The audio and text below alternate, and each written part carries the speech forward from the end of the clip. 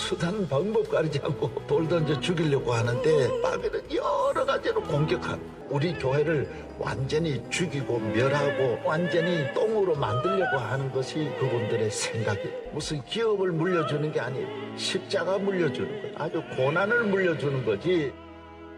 자기들이 교회를 그렇게 생각했다는 건 자기들이 타락한 거예요.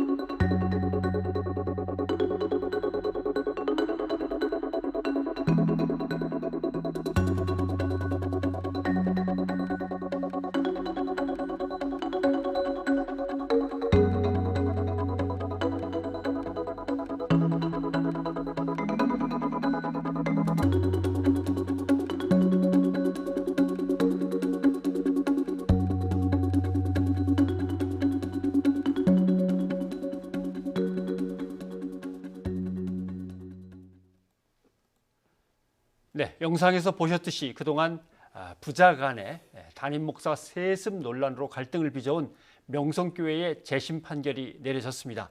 이번 판결로 명성교회 세습 문제는 공식적으로는 종집을 찍었습니다마는 갈등은 쉽게 가라앉지 않을 것 같습니다. 교회개혁 실천연대 집행위원이신 박덕훈 목사를 이 자리에 모셨습니다. 어서 오십시오, 목사님. 네, 안녕하십니까. 명성교회 상당히 오랫동안 끌어온 쟁점입니다마는 어떤 내용들이 이슈가 되고 쟁점이 되는지 먼저 좀 설명을 해주셨으면 좋겠습니다. 크게 한 세 가지 정도로 말할 수 있겠는데요. 신학적 쟁점이 있습니다. 교회를 사유화하는 거냐 아니면 교회의 안정적 성장을 위한 선택이냐 하는 문제가 있고요. 그리고 목회자 개인의 탐욕의 반론이냐 아니면 아까 그 화면에서 본 것처럼 십자가의 길을 선택한 거냐 하는 그런 쟁점이 있고요. 두 번째 쟁점은 이제 헌법을 위배한 거냐 아니면 헌법을 지킨 거냐 하는 쟁점이 하나 있습니다. 그리고 세 번째로는 절차가 과연 정당했느냐 하는 그 쟁점들이 있죠. 이런 쟁점에서 비춰볼 때 세습의 정당성은 확보하기가 참 어렵습니다. 헌법에는 분명히 은퇴하는 담임 목사의 자녀와 배우자는 그 다음 직을 이제 이어받을 수 없다라고 되어 있죠. 근데 이제 은퇴를 했기 때문에 한 2년 채 안 됐습니다. 2년이 채 안 됐긴 했습니다만은 그래서 이 법에 저촉되지 않는다. 이제 이렇게 우겨왔던 거죠. 그러나 은퇴하느니 아니고 은퇴했던 되니까. 근데 그거는 헌법 정신에는 전혀 어긋나는 궤변에 지나지 않고요. 그래서 이 총회에서 그거는 헌법을 위배한 거다라고 결의를 한 거죠. 지난해 이 예수교 대한장로교의 통합측이라고 흔히 이제 부르죠. 이 교단의 재판국은 세습을 인정하는 걸로 판결을 내렸었는데 이제 1년이 지나서는 세습이 안 된다고 또 판결을 내렸습니다. 이 바뀐 이유를 좀 설명을 해주셔야 될 것 같습니다. 아마도 결정적인 것은 작년 그 103회 그 교단 총회에서 그 재판국의 결정을 받지 않기로 결의를 했습니다. 그리고 그 재판국이 그 청빙을 승인한 근거로 생각했던 헌법위원회 유권 해석조차도 그 총회에서 안 받아들였거든요. 그래서 사실상 총회 결의로 그 세습은 불법이다 하고 이미 사실은 판결이 난 거였습니다. 아마 그것이 무거운 짐으로 작동했을 거라고 생각을 하고요.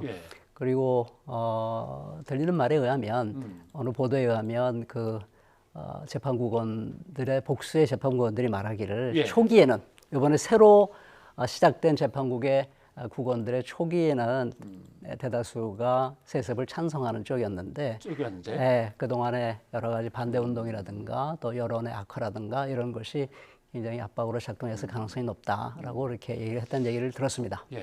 아마 그 한국교회 교단의 구조에 생소하신 분들은 좀 어렵게 하겠습니다만 그렇죠. 총회가 있고 교단 총회 밑에 있는 재판국이 세습을 인정하는 판결을 내렸는데 그게 이제 총회로 올라가서 총회가 거부를 해버렸군요. 그렇죠. 그럼 재판국원들은 다 바뀐 건가요? 바뀌었습니다. 완전 교체됐기 때문에요. 대단한 용기가 아니고서는 그리고 특별한 어떤 법의 해석에 대한 새로운 어떤 정당성 있는 해석이 나타나지 않는 한 그 총회 결의를 거부한다는 것은 사실 심리적으로 상당한 압박이 있었을 것입니다. 근데 그동안 명성교회 측에서 대단한 로비를 한 걸로 우리가 다 알고 있습니다. 예. 그래서 사실은 이번 재판국에서 그 세습을 용인하는 결론이 나올 것이다라고 많은 사람들이 예, 예. 그렇게 생각을 했는데 사실 저도 놀랐습니다. 놀랬고요. 너무 감사했고 너무 기뻤습니다. 그러니까 전부 신앙인이니까 고백하건대 이건 하늘이 응답한 게 아닐까 하는 그런 생각이 좀 듭니다. 신앙적으로 그렇게 또 예, 고백을 예. 하시는군요. 혹시 이런 거 아닐까요? 누구는 찬성하고 누구는 반대했는지를 갖다 이름을 다 이렇게 그냥 공개를 하려고 하다 보니까 내 이름이 그렇게 들어가면 안 되는데 이런 겁을 먹은 건 아닐까 하는 생각이 들었습니다. 글쎄요. 그 속사정은 제가 잘 모르겠는데요. 예. 예, 아무튼 그 거대한 교회를 당연히 내 아들한테 물려줘야지라고 생각한다는 것. 근데 그게 절대로 안 된다고 해서 일부러 헌법을 만들어 놓은 거 아닙니까? 그렇게? 그렇죠. 예. 근데 그 취지를 여전히 잘 이해를 못하는 것 같습니다. 왜 이렇게 헌법에까지 세습을 반대하는지 그 취지는 간단히 말하면 이런 거거든요. 교회가 세습을 해야지만 예. 안정적으로 성장할 수 있다 하는 그런 논리.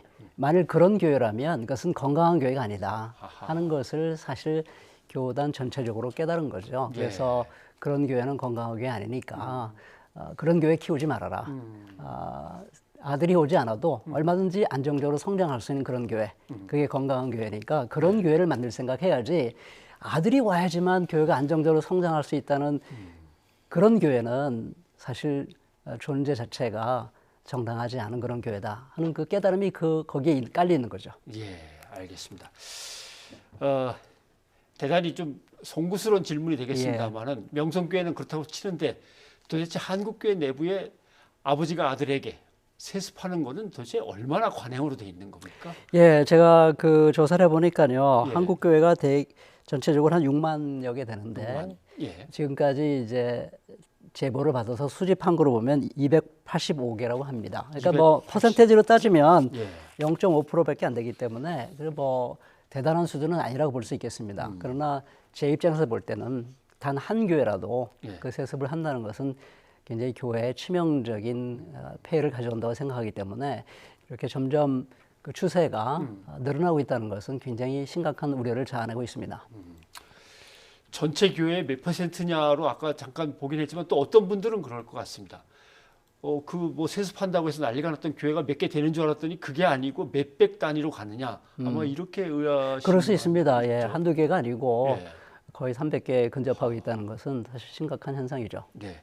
그런데 이제 아까 설명하셨지만 은퇴하는 목사, 아버지 목사의 뒤를 또는 남편의 뒤를 이어서 직계 가족이 받으면 안 된다라고 돼 있는데 은퇴하는이 아니고 은퇴했던 목사니까 되지 않느냐 이런 식으로 억지를 그렇죠. 부린 건데 이렇게 말을 교묘하게 틀거나 아니면 편법을 써서 하는 방법들이 어떤 게 있는 겁니까?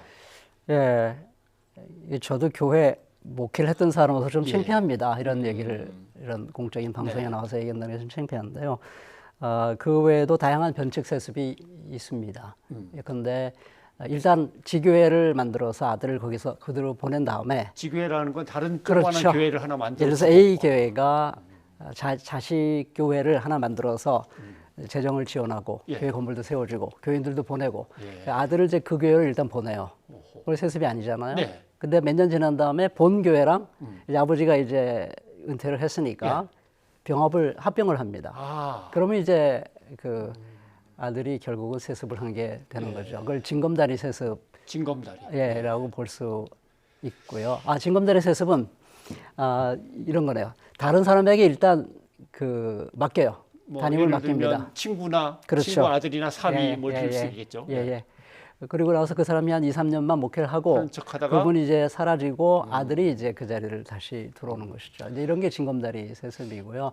또 교차 세습이라는 게 있습니다. 교차 세습. A 교회와 B 교회가 서로 A 교회 아들을 B 교회로 보내고 B 교회 아들 A 교회로 보내서 이렇게 세습하는 방식도 있죠.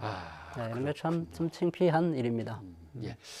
근데 지금 어제 이제 자정에 결정이 내려져서 아직 시일이 좀 지나봐야 알겠습니다만 명성교회는 이번 그 재판국의 판결을 받아들이는 겁니까? 아니면 뭔가 불복할 움직임이 있습니까?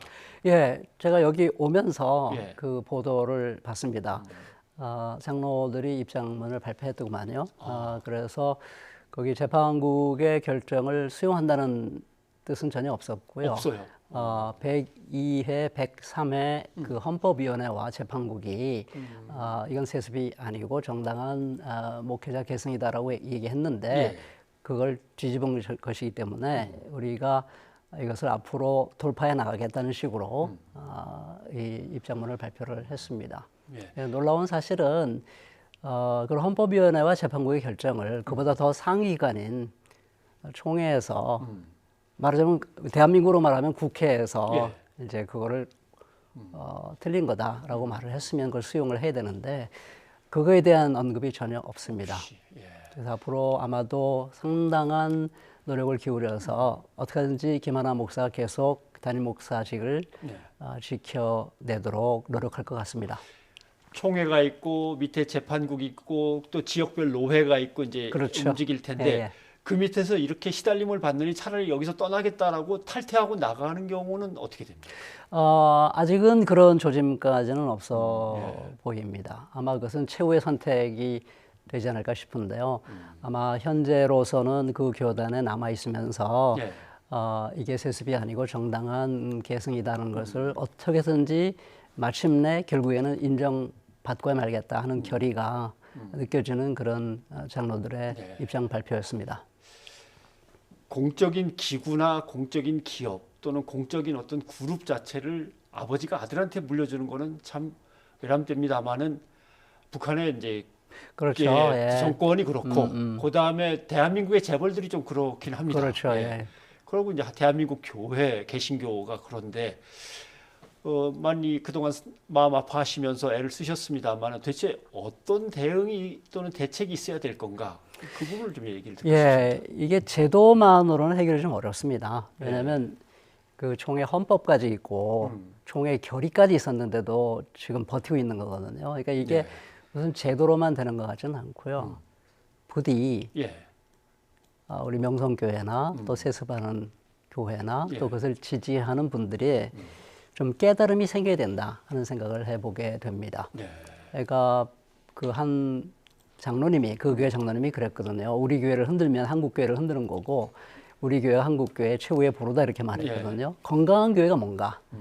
그렇게 크게 성장한 교회, 영향력 있는 교회, 돈이 많은 교회, 권력을 행사할 수 있는 교회, 그게 건강한 교회가 아니라는 것이죠. 예수님이 이 땅에 오셔서 그런 식으로 진리를 전파하지 않았거든요. 작은 것, 약한 것, 가난한 것, 그것이 정말 강한 것이고 아름답고 위대한 것이다 라고 우리에게 가르쳐 주셨거든요. 그걸 좀 제발 깨닫고 따라갔으면 좋겠습니다. 네, 알겠습니다. 방 목사님 오늘 귀한 말씀 고맙습니다. 예, 감사합니다.